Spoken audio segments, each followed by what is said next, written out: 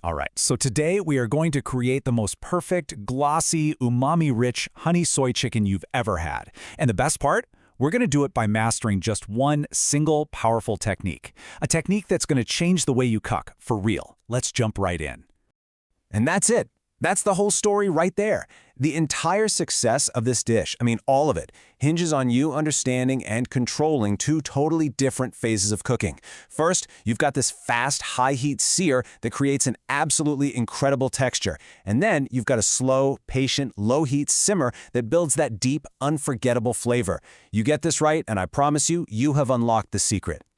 So let's set the stage for our little culinary play, starting with Act 1, the perfect sear. Now, this part is all about high energy. It's fast, it's going to be a little loud, and its one and only goal is to build that irresistible, crispy, golden skin on the chicken.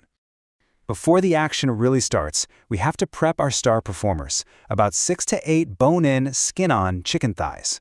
Now listen, if there's one thing you take away from this prep, it's this. You have got to pat that chicken completely dry. I can't stress this enough. Moisture is the absolute enemy of a good sear. It'll just steam the chicken instead of making it crispy, so get it bone dry. Okay, pan is hot, chicken is dry. Let's do this. Go ahead and lay the chicken in, skin side down. You want to hear that immediate, aggressive sizzle. That's the sound of texture being born. Now, let it cook, don't touch it until it's a beautiful, deep golden brown. Then, give it a quick flip for just a few more minutes on the other side before you pull it out of the pan. So, how long for that first sear? You're looking at about 6 to 8 minutes. And I know it can feel like a long time, but don't rush this. This is where you are building the entire foundation of the dish's texture. Be patient. Let the heat work its magic. It is so worth it. Okay, take a look at this because it really breaks down the two halves of our story perfectly. We just nailed the sear column. High heat, fast, all about creating that texture. Now, we're about to shift gears completely over to the simmer column. It's time to slow things way down and focus entirely on building flavor. And just like that, welcome to Act 2, the flavor simmer. You know, if Act 1 was a sprint, this part is more like a slow, patient waltz. We're lowering the heat, we're taking our time, and we are gently coaxing out all those deep, complex flavors for our honey soy glaze. And wow, what a glaze it is. You've got that incredible sweetness from the honey, that salty, savory depth from the soy sauce, a nice bright tang from the rice vinegar, and that amazing aromatic punch from fresh ginger and garlic. It's just a perfect balance of flavors all coming together in the pan. So why does this work so well? Well, it all comes down to a little bit of delicious science. The star of our sauce is the honey, and specifically this process called caramelization. When we gently heat that honey, its natural sugars literally transform, creating that gorgeous deep brown color, a nutty flavor, and of course that signature sticky, lacquered finish we're all here for.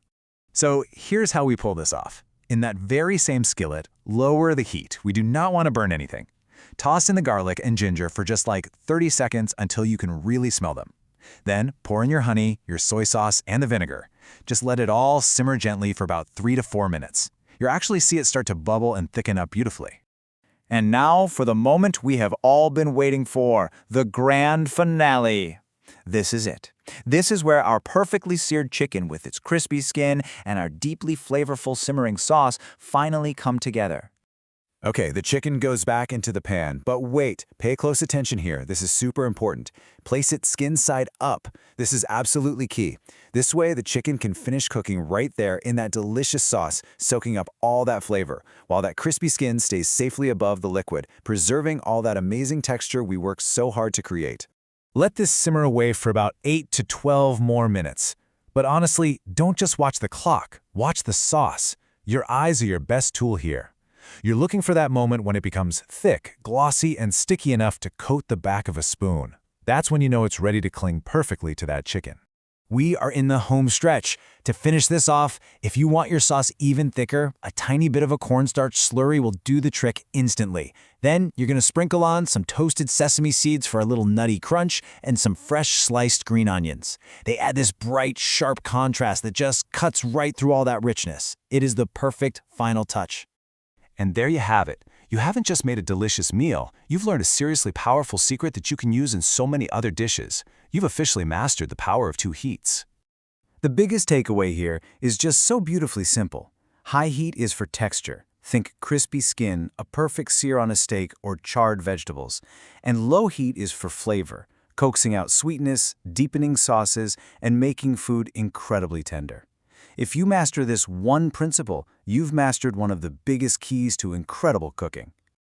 By understanding when to crank up the heat and when to bring it way down, you've honestly unlocked a whole new level of control in your kitchen. So the real question is, now that you know this amazing secret of the two heats, what are you going to transform next?